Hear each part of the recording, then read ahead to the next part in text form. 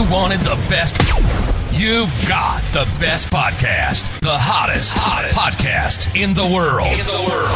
The Chris Voss Show, the preeminent podcast with guests so smart you may experience serious brain bleed. The CEOs, authors, thought leaders, visionaries, and motivators.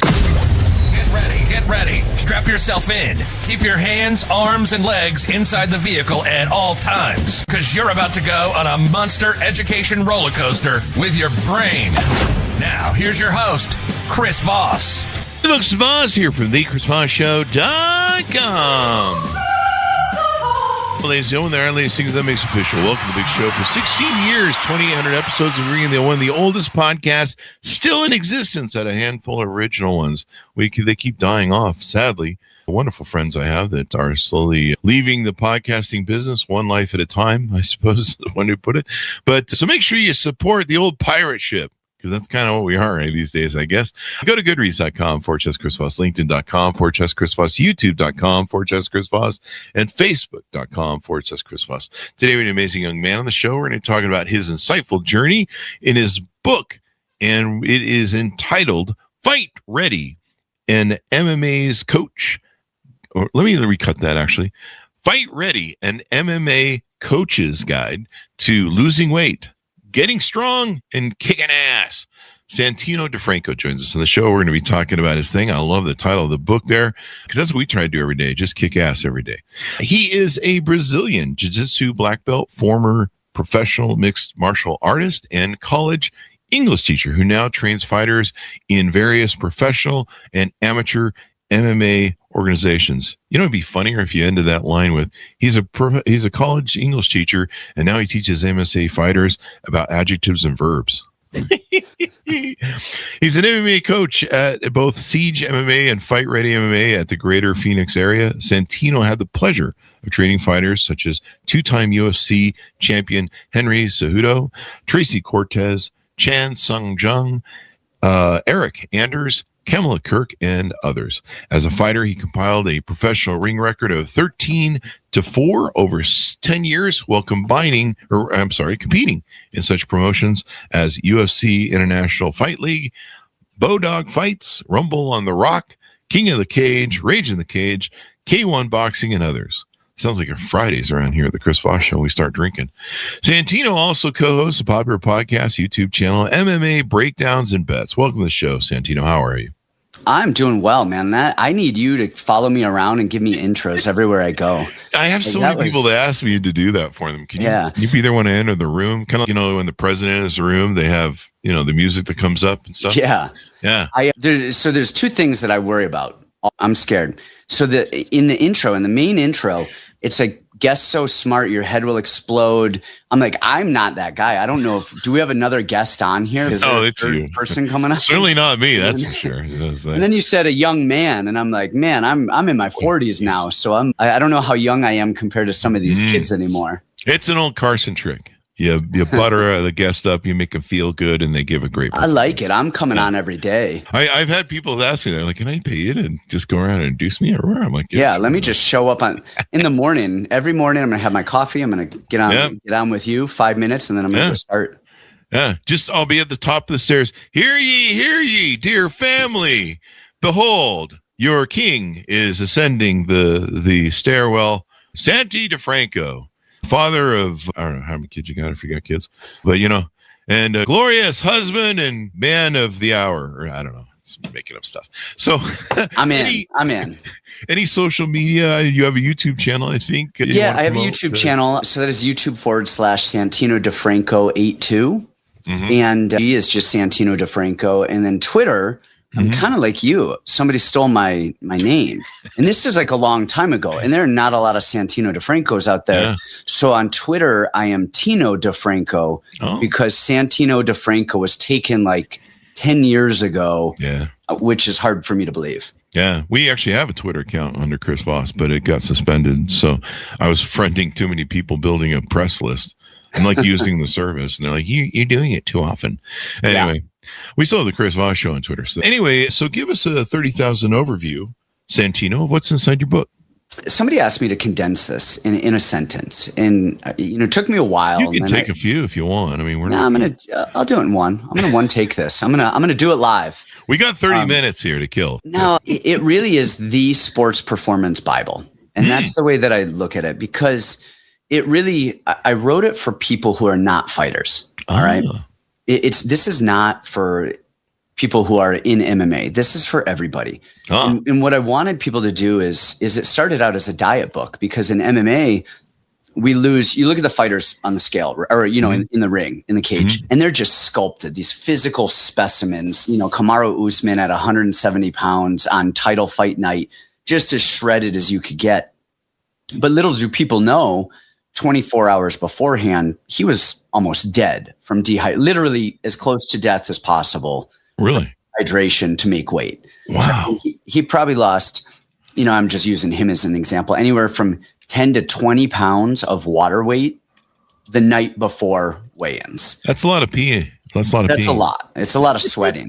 and then if you took him or any other fighter-ish, 4, 5, 6 months out of a fight, he's probably 220 pounds in fat. You wouldn't recognize him. I mean, he would look like your drunk uncle. And so just the transformation that MMA fighters go through, I wanted people to actually understand like how they do that and what that entails. And then I wanted other people to be able to like, look, you should not be cutting 10 pounds of water weight by any means. You're going to be in trouble if you do that, and you're not conditioned to it. But I wanted people to be able to lose weight, whether it was for a sport, whether they wanted to fit into a wedding dress, or do better in athletics. And then that turned into strength and conditioning, nutrition, psychological training, and really just an entire, like I said, a Bible of everything sports performance and anything in between. Mm-hmm. And I mean, it takes a lot of, I never really understood the gym till I got older and more mature, I suppose.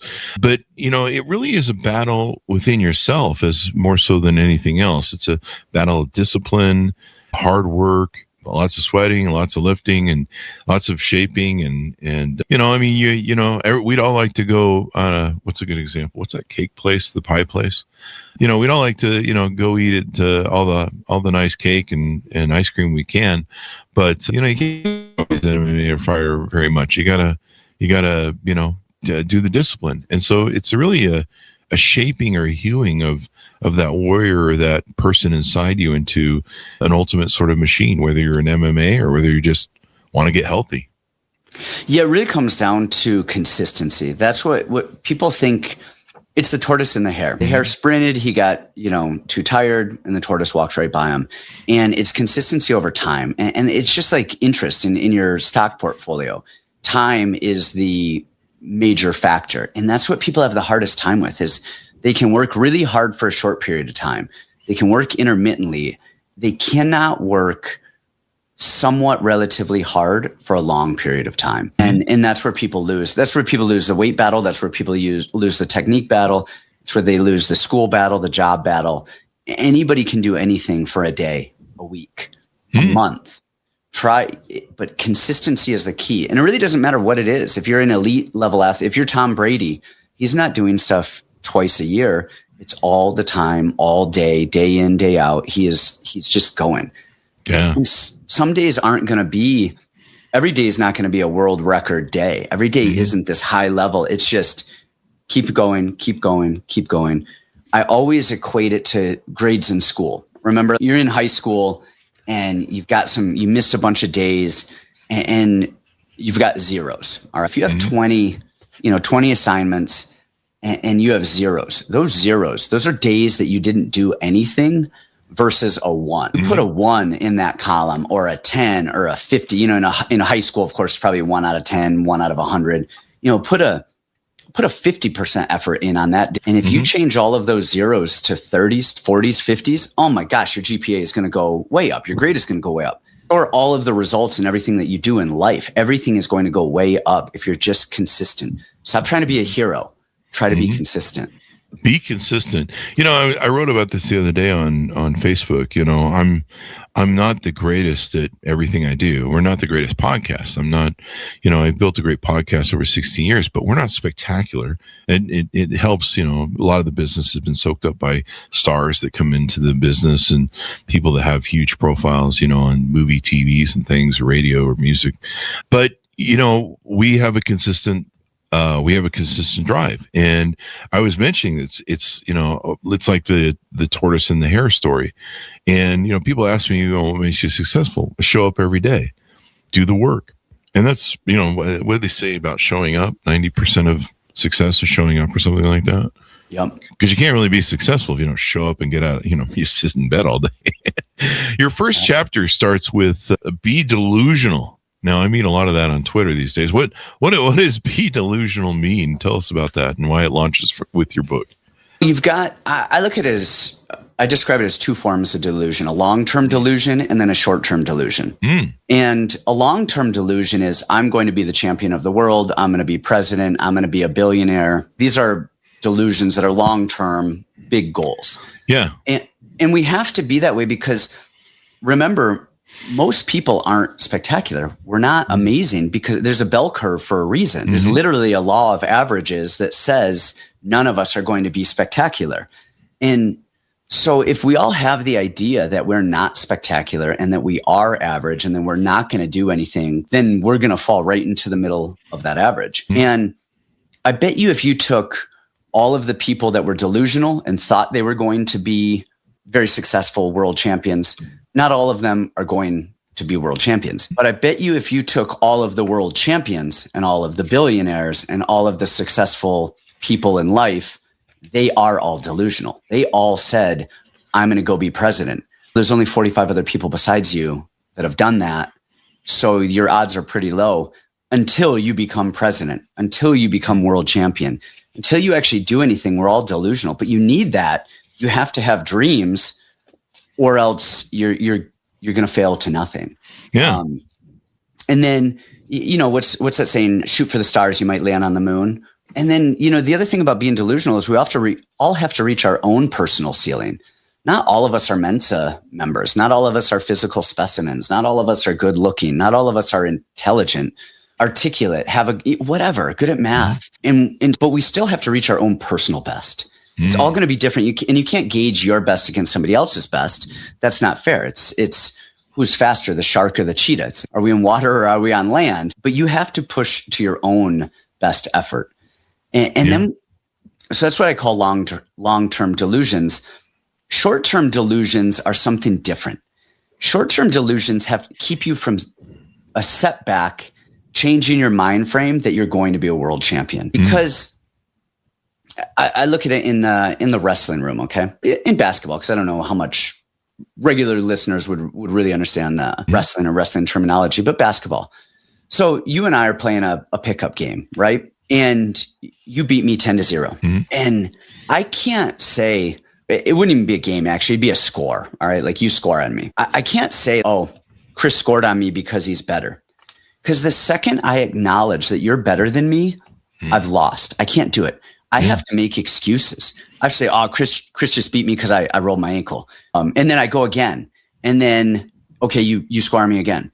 I'm like, okay, the next one's going to be mine. Okay, again, you keep scoring. Okay, you've scored 27 times on me and I'm 0. And it's okay. All right, the law of numbers now, it's an average. I'm going to keep going. This next one's going to be mine. I'm going to this, I'm going to that. I have to keep going and believe that the next one is going to be the one that I win. And here's the funny thing about those short-term delusions. When we do that and we fail forward again and again and again and again, and we don't tell ourselves that I'm losing because Chris is better than me, or I'm not going to get this takedown, or I'm not going to score, or I'm not going to whatever. What happens over all of those delusional failures is you actually got a lot better. And then eventually I do score on you because I spent so much time not scoring that I adjusted and I adjusted and I adjusted, because that's what humans do is we iterate. We do something, it either works or it doesn't, and we iterate. And that's really the gist of delusions. And I think they're good. I think we have to be delusional. I mean, it's what we tell our kids. Oh, you can be president. Oh, you can be a doctor. Oh, man, my kid is not going to be a doctor. Like, let me tell you right now, like my oldest son hates school so much. look, you're not going to be a doctor. He's not going to be a lawyer. Like, it's not going to happen. He's going to be utterly successful in whatever he does. Yeah. But man, let me tell you, he's not going to be an engineer.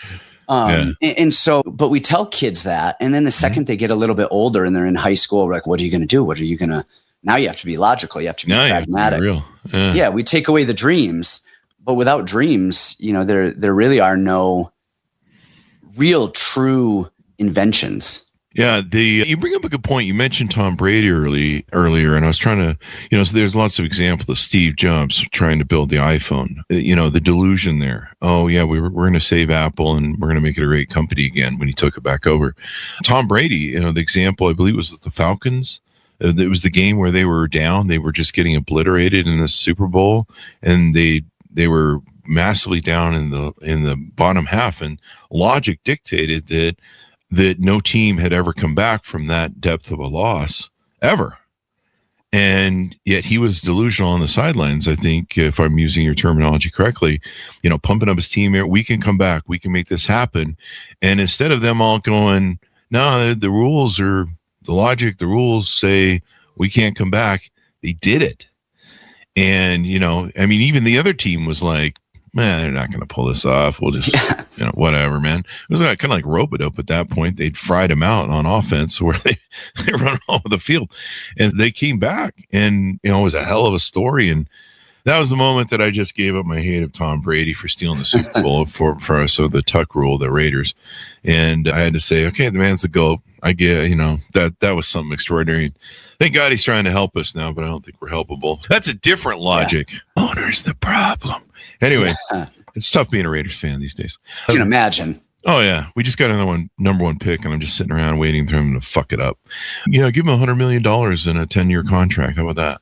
I mean, I think we're one of the few franchises who have 4 or 5 coaches paid on the payroll at the same time. Oh, that's wild. Yeah, but hopefully Brady can do something. I don't know. I think the guy's just a machine unto himself. But that mental game that he played is, I think, a good example of your be delusional. Because if he had just said, well, logic dictate, just fuck this game, we're just going to call it in, that would have been that.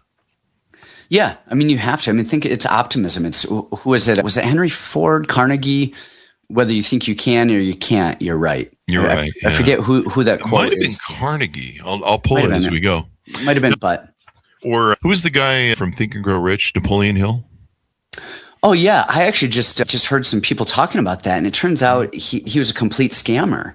That it was like, yeah, you got to look into that. And I was just listening to a podcast, and they were talking about that. But turns out, yeah, everything in that thing, they're like, nothing can be substantiated. He talks about meeting Carnegie. He talks about meeting all of these people. And it turns out it's all BS. It's all a lie. It's all a lie. My understanding, and I haven't deep dove into it.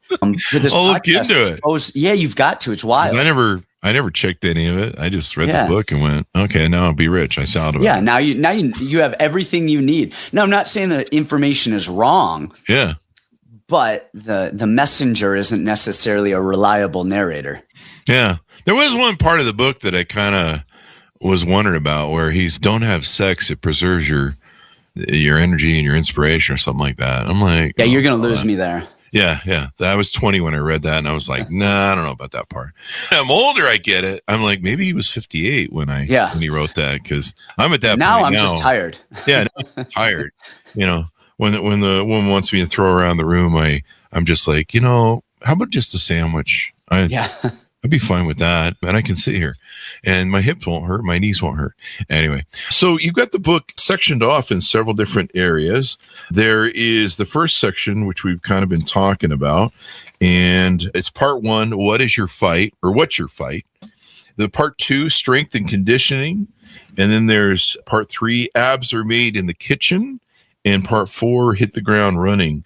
In part 2, you have something called the 90% rule. What is that about? The 90% rule is do most of the stuff right. Okay. And I always use, because we've all heard this, right? We've all heard if you cut back on Starbucks, for math, I'm going to say it's $5 a coffee, but it's really like $7.57, but I can't math that well. So you're going to save $5 a day. Well, over 30 days, that's $150, a month. And you're looking at that. What is that? $1,800 a year. You save that and you do that for 10 years and you're rich.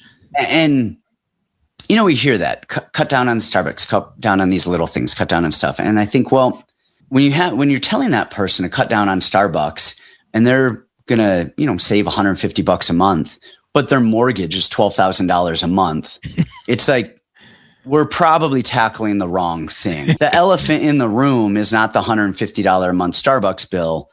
It's something else. Yeah. And what happens a lot of the times is people get confused and they start doing these gimmicks and they start doing stuff that is not necessarily proven. They're trying to get faster and they're, are more athletic and they're battle roping it and doing these CrossFit circuits and they're doing all of this wild stuff that's just they see on Instagram, or it's functional training. 90% of the stuff in strength and conditioning is the boring stuff. Sprint 1 to 2 times a week. Get your zone 2 cardio again and again. It's boring. Running sucks. When you're going to lift weights, all right, let's focus on our major muscle groups. You've got your cleans, your deadlifts, your squats, your bench press. Let's focus on those things first. Like, why are we focusing on the single leg lateral jump rope squat with, balance on a tightrope when you can't even squat your body weight? It's let's do all of the stuff correctly. All right. Or as much of the correct stuff as we can first. And then if you ever get to the Tom Brady level and you're just that good and you can nuance these tiny little things, all right, go for it. Try and do that. But you have to get the big stuff done first. If you can't sprint, if you can't deadlift, a decent amount, if you can't bench press your weight, your body weight, what are you doing all of these other things for? So focus on the base, focus on the core, focus on the things that are going to offer benefits, and then mess around a little bit, try some stuff. By all means, be creative, see if stuff works. But the creative stuff, the new stuff, the idiosyncratic stuff, that should be your small percent. Do the big stuff. And that includes, in the next section, I talk about the same thing, is nutrition. If you eat, for the most part, you eat well, you can drink that soda, you can have that dessert, and it's not going to touch your body weight because you do so much stuff well. But on the other side of that, if you do so much stuff incorrectly, all the running and weightlifting on the planet isn't going to change your body. So it's the big stuff. It's focused on the big stuff. Do the big stuff. The little stuff. Most of us, I think, in most facets of life, should never touch that top 15 or 10% of the little weird idiosyncratic things, because we're not Tom Brady's. We're not Michael Jordan's. Let them deal with that stuff, because Michael Jordan, I believe he had the highest vertical of anyone in the NBA history. Tom Brady has 7 rings. The guy is 97 years old, still trying to play in the NFL. That dude can focus on the little stuff because he's doing all of the big stuff well already. Yeah. I mean, I imagine that's the mastery of something. You master it, and then you focus on the tiny nuances of where you can make, little improvements. Yeah. Even on that, I want to touch is you master something, but you're always like a blade. You've created the most beautiful sword or knife on the planet. All right. This is perfection. Well, you still need to sharpen that blade after you use it. And so if you do the big stuff, it's not like you just do the big stuff and then you forget about them.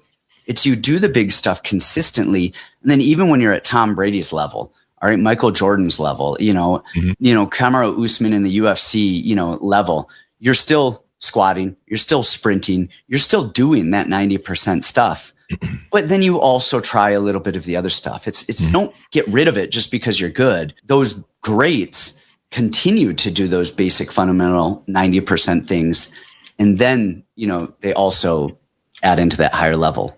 Yeah. And I love how you talk about doing the basics. I forget the college coach's name. I'm trying to pull it up here. It was one of the big coaches. He had a pyramid too, I think, if I remember rightly. I can't place his name, but he was like this super coach in basketball. And is it John Wooden? I believe John Wooden. There it is. I was seeing John Knowlton for some reason. Yeah. I was Googling that. Yeah. And he had this thing about go back to the basics, and, he'd see someone like a Michael Jordan, run down and, slam the ball in and do a slam dunk. And he'd be like, yeah, but how are you from the free throw? I mean, if anybody ever watched, who was the guy who was really bad from the free throw for the Utah Jazz? Oh no, I don't know. Probably. Shaq couldn't throw. It couldn't land a free throw. Yeah, he couldn't do free throws, and he would say, "No, that's great that you can do that rundown layup thing." He goes, "But you suck at the free throw, or you can't. I want to see you work." They used to call I think they're called the keys, but we used to play horse. You go around the things at different positions around the thing, and he'd be like, "Show me you can do the basics." And Karl Malone. I think Karl Malone sucked at just like Shaq, didn't he, at free throws? I don't know. I think, yeah. And yeah, I mean, you've got to be able to do those basics. You got to be able to function, and those are the core tenets of what you're trying to build, I guess. Yeah. I mean, if you look at any of the best in sports, those best athletes are also they're going to be the best at all of the fundamentals. Those aren't guys that are just wild and flashy. Their fundamentals are perfect. Look at Tom Brady's drops. He's not an overly athletic person. And that man's 3-step drop, 3-step plant, it's flawless. And you look at any of those elite athletes, those details are perfection. Mm-hmm. Yeah. It's I watched him one time practice with somebody, and he doesn't have to call the play to some of his best players. He just gives them a look. Yeah, they know. And they know there's like a code they have probably, and they just know, and then they know what the play should be and what he's picked, and yeah, it's just that sort of leadership and that sort of team building is really hard to find. You talk about part 3, abs are made in the kitchen. I'm still trying to scramble some up, but I'm working on it. You knock fad diets and other things to avoid. What are some good things to avoid there in the kitchen?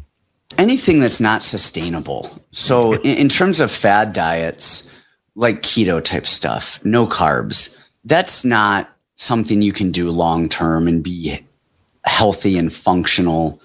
And one of the biggest things that people see with, say, something like a keto diet, low carb diet, where you're losing, we'll say 8 pounds in a week, right? Wow, that's just amazing. You're just losing all this weight so fast.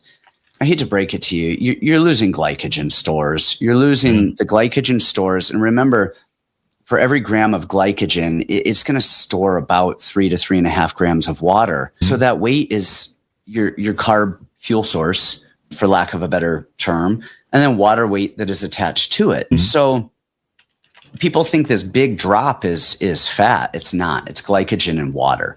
And then after that, it really comes down to the biggest thing that anybody needs to learn. If they want to lose weight or if you want to gain weight, this is it. It's literally it. It's calories in versus calories out over time. That's it. It doesn't matter. There are studies this guy did. I forget his name. And there's numerous different studies like this. He ate nothing but Oreos for, I think it was 30 or 60 days. What the fuck? Yeah. Lost weight. What? Cholesterol was down. Everything was good. No sugar issues because he was in a calorie deficit. Oh. He was in a calorie deficit. So he had 1 or 2 a day or something. Yeah, I don't remember the exact details on that. But if you are in a calorie surplus, you're going to store that. Your body is going to gain weight. If you're in a calorie surplus and a lot of those calories are simple sugars, that's going to spike your insulin. That's going to wreak havoc on your body. If you are in a calorie deficit over time, you're going to lose weight. You're going to be healthier. All things considered. I mean, some people are just genetically high cholesterol or high sugar, but all things considered, all of your baselines are going to be better off and you will lose weight if you are in a calorie deficit. That's it. It's simple. It's simple. It makes sense. I mean, you see what the calories are on some of the stuff that you buy. Yeah. And like, I usually look at them. And the other night I was buying, I think, some chicken wings at Wingstop. And I was getting the 20 ounce Coke. You have to pay to upgrade to get the 32. And I just looked at the calories and I went, come on, man. Do you really need to fucking, I mean, I've kind of learned, I kind of learned this from my mom. My mom started doing this thing where she realizes that you're after the taste. You're not like, let's shove 5,000 calories into me with a bag of Oreos. You're into the taste. And that's all you're into. And she'll do this thing where she'll buy a cookie and chew it and then spit it out. Because that's what she really wanted. And you probably pick up some sugar and some sugar high off it, maybe, I don't know. But So usually what I do is I go, hey man, you don't need a whole Coke. You want a Coke, and yeah, there's some fun in it. So just get the 20 ounce and don't pick the other 700 calories. Yeah. Yeah. It's making those little decisions where, like I said, if you want to eat the cookie, but dinner is chicken with some brown rice and some vegetables, and you make it good. And then the cookie doesn't matter, because remember, the 90% of it is the good stuff. Yeah. And chances are that chicken and brown rice have significantly less calories than the enchiladas. Yeah. You could do the same, but now you've got to eat a really, really small portion of that enchilada, and now you're not full. You're not satiated. Yeah. There's a couple cool guys on TikTok and or Instagram, one of the two, and they're virtually the same now. So I never know which one I'm on, and Facebook too with their shorts. But there's a couple cool guys, and they take 6 plates, and 3 of them are side by side of 3 other plates, and they show you like, here's 100 calories of raspberries. And then here's 100 calories of donuts, and they basically do a side by side of good shit you can eat. Yep.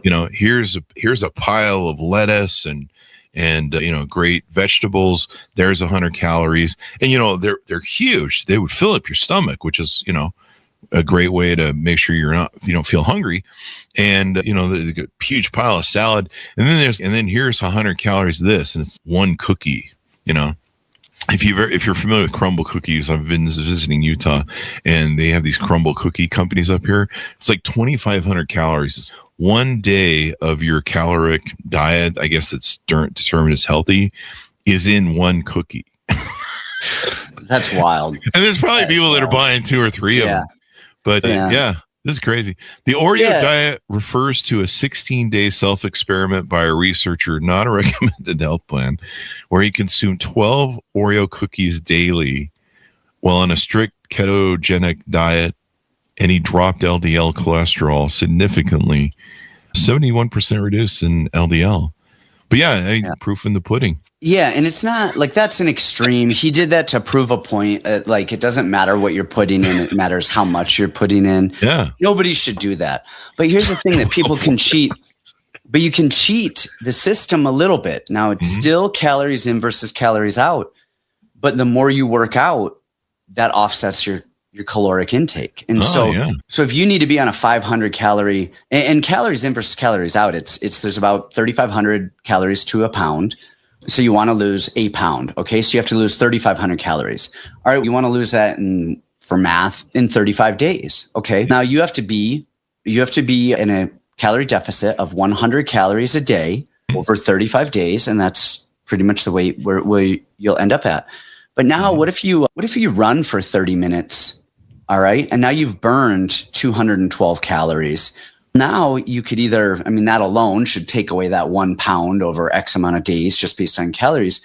But now maybe you don't have to go into that 100 calorie a day deficit. Now you're only in a 50 calorie a day deficit because you're adding the running or the lifting or the rowing or whatever it is.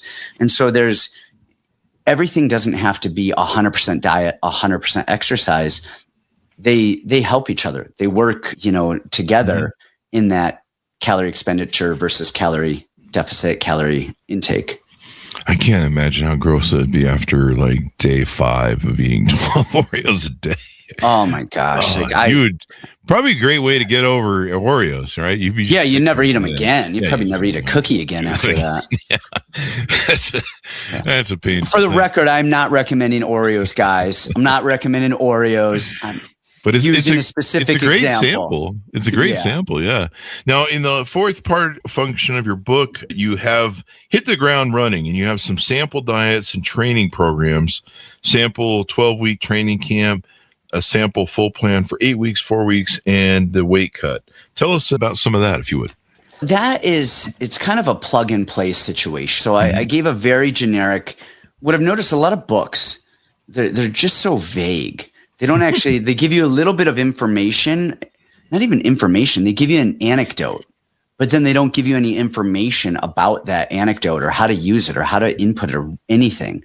And I didn't want that. I wanted to kind of like give people a couple of options. They can say, all right, if I'm 12 weeks out from a race, if I'm 12 weeks out from a fight, like, here are some things that I could do. So we've got a 12-week plan, an 8-week plan, all of these different things. And with that, if it's on a 12-week plan, you're going to periodize different than you will in a 4-week plan. On a 12-week plan, you might start with muscular endurance just to build a base.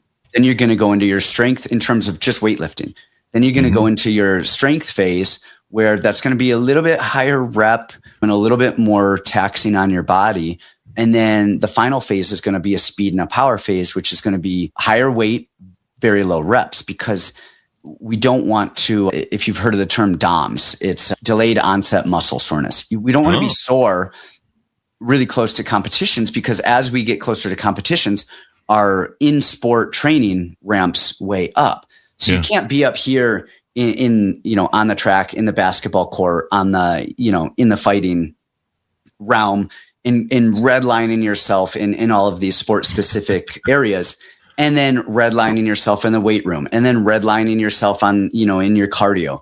You can't. You have to periodize these things. And so there's a cross periodization is 12 weeks out on your skills training. All right, you're going to be doing very light work. You're not going balls out, focusing on technique. You're focusing on getting better. You're just drilling. You're not doing live stuff, because that's very low intensity and it's low taxing to your neurological system. And at that same time, when you're really low, when you're not taxing your neurological system and your system as a whole on the technical side, you can be running harder. You can be lifting harder. You can be doing those things. So now you're getting stronger. You're getting better cardio. You're increasing your VO2 max. As you get closer to fight time, those things are those lines are going to cross. And then you're ramping up your sport specific training, and your other training is going to go down, because you can't be up here on both. Yeah. Your body won't allow it. So I talk about that. I talk about a little bit of a diet, give people a very general diet that I've kind of given the fighters. And then I'll modify it a little bit based on the weight, based on what everything is going on. And you'll see there's nothing crazy about it. It's just simple. And that is the whole book is like, the real shortcut to everything is there's no shortcut. It's the long road. Just do the long, correct road right the first time. Because the real shortcut in life and anything, on any goal that we want, is not having to start over. I mean, because there's a million ways up a mountain. If I go up, come back down, try another path, go up, come back down, try another path, I'm never going to get up. And if you just choose a path and go, you'll get up. Might not be the easiest road up. There might be an easier road and an easier road and a harder road, and they're everywhere. But just keep going up the mountain. And that's what I did here. That's what I did in that last phase, is I just put very simple things in there. And then I did a lot of plug and play stuff so that people can kind of put different exercises in, different focuses in, and pull them out based on what they have learned from the rest of the book. Because that really was my whole goal in the book. Really, there's two major goals in this book as a whole. One is understanding good and bad information. It's looking at the fad diets and going, I question that a little bit. It doesn't mean it's wrong, but we have to question things. And we have to understand how actual science works, how scholarly research works, how being able to recreate a study and a response works. We need to understand what's good information and what's bad information. And then the other part of that is we need to understand who we are and what our bodies are and what we actually need. Because, a 5'2" gymnast is going to have an entirely different strength and conditioning plan than a 6'8" basketball player.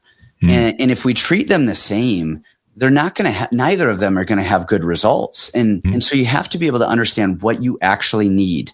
I can't dunk. I don't know if you know this. I'm 5'10", pretty average. Can't dunk. Really? Okay. Can't do it. So you put me and Michael Jordan next to each other, and we have a dunk contest, and we're trying to train each other. Come on, get out of here.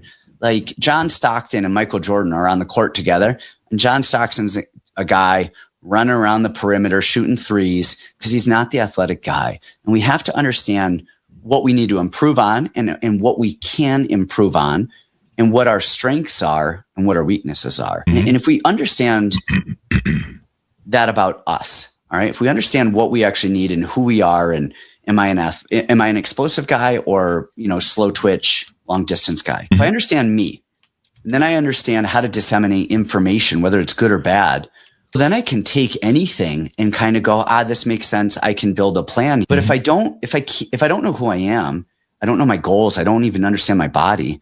And then I'm just taking everything on Instagram and YouTube as gospel. Now we're not getting anywhere. And that was really my goal in this, is to educate people on how to educate themselves and how to look at things and, look at everything with a little bit of a lens of skepticism. And yeah, I mean, there's a lot out there. There's a lot of fad diets. And I think the biggest problem is people are just trying to get to the finish line quick without earning it, maybe. Yeah. It's everyone's impatient. What we said earlier, it's consistency. It's looking down, head down, going. The amount of fighters I've seen come in to my gyms over the years. I want to be a fighter. I want to be a fighter. You don't even know if you want to be a fighter. You don't even know what it takes to be a fighter. These guys train 2 months and are like, oh, wow, that's hard. I'm like, oh, when do you think you'll be ready for the UFC? A year? I'm like, how about the average guys are training between 5 and 10 years before they make it to the UFC. I mean, and this is day in, day out, 2, 3, 4, 5 hours a day. Wow. For 3, 4, 5, 8, 10 years. Like it's not like you're not just going to walk into something because you're a tough guy from the street. You're not going to be elite at anything in a year. It's just not going to happen. It takes everything that we want in life takes a long, long, long time. And honestly, we've heard it. If the easy road would get us anywhere, everybody would be rich. Everybody would be dunking. Everybody would be a basketball player. But it's those people that can merge and marry their own physical talents, their mental and time. Multiply those 3 things and you get success. Time. It's something we're always Time is the exponent. Time is the exponent. If you want to be rich, throw your money in an interest-bearing account. Time. Look at Warren Buffett. What do they always tell? It's like most of his money came after 60 or 65 or 68 because of compounding interest. That's the way that it works. It's a wonderful vision and inspiring, and people between the discipline of the MMA fighters and the training, and then balancing the thing, because you guys have to eat enough to have something to burn, right? Exactly. Put in muscle and all that stuff. And some of these fat diets, I've seen how muscle, skeletal muscle is so important in today's world. A lot of people when they diet, I think I was guilty of that when I diet when I was young. You lose a lot of muscle if you don't balance it right. Yeah, and you use muscle first. Your body's going to catabolize your own muscle because it's easier to break down than it is fat. I did not know that. Yeah, if you start starving yourself, that's what people don't get. And here's the thing, like we've had some fighters cutting weight, okay? So they're too fat and they show up and they aren't disciplined out of camp, and then they come in and they've got a 18% body fat, and then they're trying to lose 10, 20, 35 pounds in 6 weeks.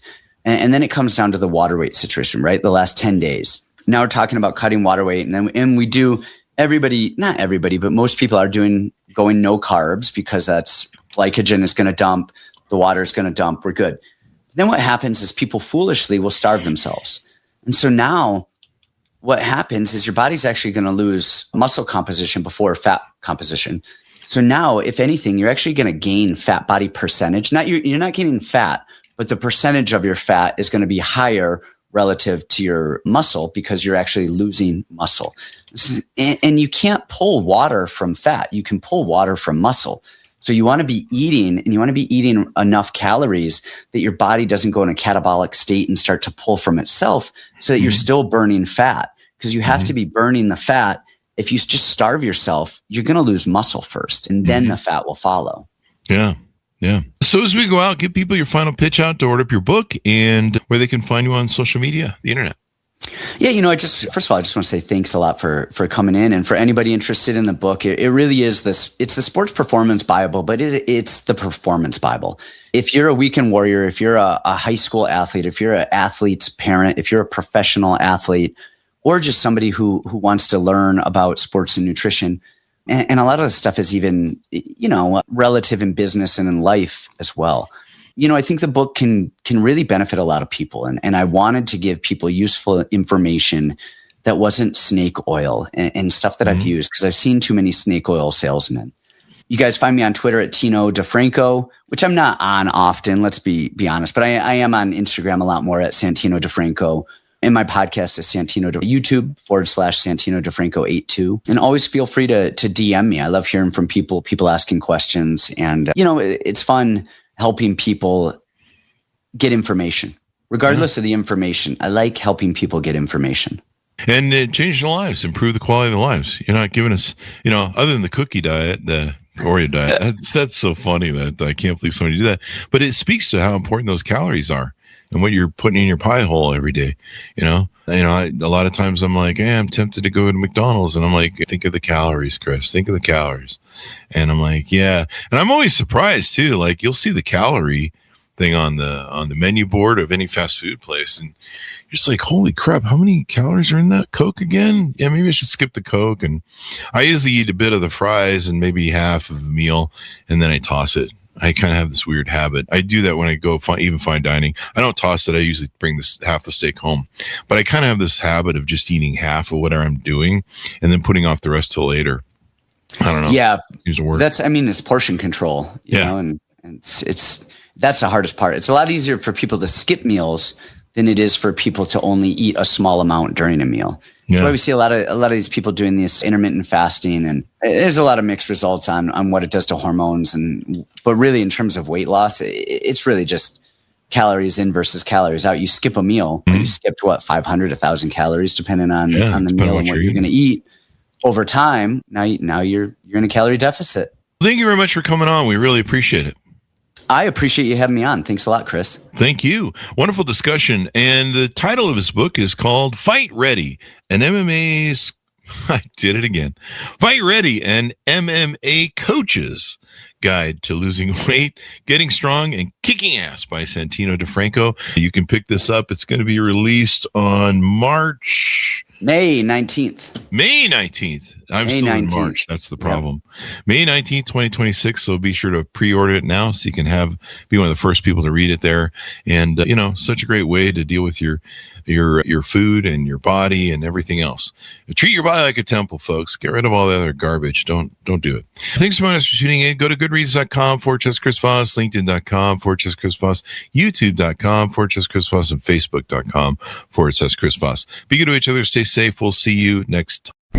You've been listening to the most amazing, intelligent podcast ever made to improve your brain and your life. Warning, consuming too much of the Chris Voss Show podcast can lead to people thinking you're smarter, younger, and irresistible sexy. Consume in regularly moderated amounts. Consult a doctor for any resulting brain bleed.